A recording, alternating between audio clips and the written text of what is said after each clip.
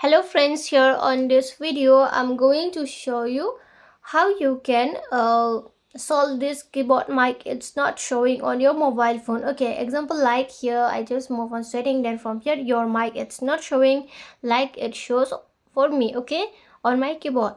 So if you want to show this mic or you want to activate on the keyboard mic, you can activate easily. But before we start this video, do not forget to like and subscribe my channel. Okay, so let's start the video. First of all, let's move on setting. When you move on setting from here, you can search also on the search setting, or you can just scroll on the down also, okay, or you can just move on directly on the keyboard setting.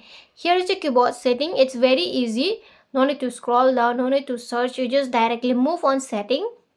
Then after from here is your voice typing. If you activate this one, this voice typing, then this mic will show on your keyboard. But if you deactivate it, then it will not show. It has been removed. Okay, that's why you have to enable this mic voice typing. Okay, when you enable, then it will show here. If you disable it, then it will not show here. Okay, so it's very easy to activate. You can search here voice typing directly also. Okay friends, voice typing, if it's not showing, then it's okay. You just search for the voice, and from here you can directly move on this voice assistance.